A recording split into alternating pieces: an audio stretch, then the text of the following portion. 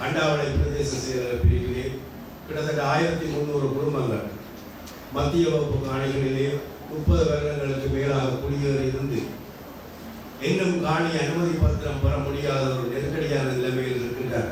இந்த நிலைமையினால் அவர்கள் முன்முடியேற்றத்துக்கு பிறகு இந்த மாவட்டத்திலே எல்லா மக்களும் பெற்ற வாய்ப்புகள், குறிப்பாக வீட்டுத்திட்டம் உட்பட எல்லா வாய்ப்புகளையும் இழந்த நிலைமையில் அவல வாழ்க்கையில் 5 வருடங்களுக்கு மேல் ஓலை குடிசைகளிலே வாழ்ந்து கொண்டிருக்கின்றார்கள்.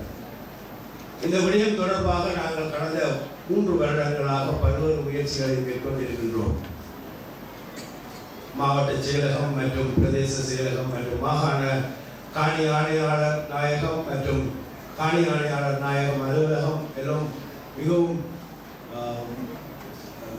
அர்ப்பணமாக இந்த பிரச்சனைக்கு தீர்வு காண முயற்சித்துக் கொண்டிருக்கின்றோம்.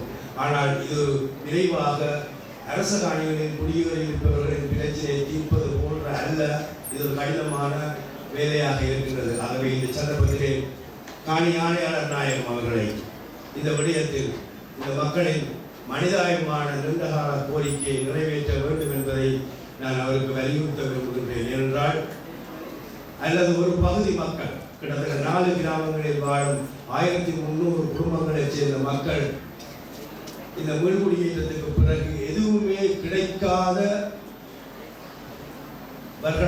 ஒரு விரக்தி நிலைமையில் வாழும் நிலைமை ஒன்றை தோற்றுவித்துக் கொள்ளக்கூடாது.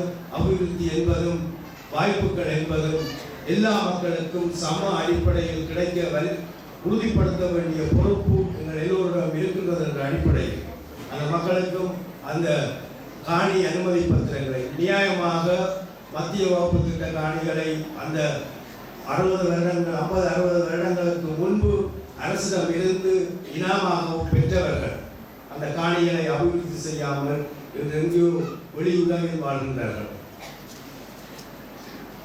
அவர்கள் காணிகளில் குடியேறி அந்த காணிகளை அபிவிருத்தி செய்து இந்த நாட்டின் தேசிய உற்பத்திக்கு, உணவு உற்பத்திக்கு பங்களிப்பு செய்தவர்கள் தான் நியாயமாக அந்த காணிகளை பெற உரித்துடையவர்கள். ஆகவே அந்த அடிப்படையில் அந்த காணிகளை அவர்களுக்கு வழங்குவதற்குரிய நடவடிக்கைகள் மேற்கொள்ளப்பட வேண்டியது முக்கியமானது.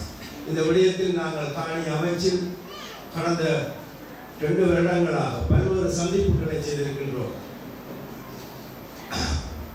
காணி ஆணையாளர் நாயகம், மாவட்ட செயலாளர், மாகாண காணி ஆணையாளர் போன்ற பிரதேச செயலாளர்கள் எல்லாம் ஒன்று கூடி இந்த பிரச்சனைக்கு நாங்கள் தீர்வு காண பல முயற்சிகளை மேற்கொண்டிருக்கின்றோம்.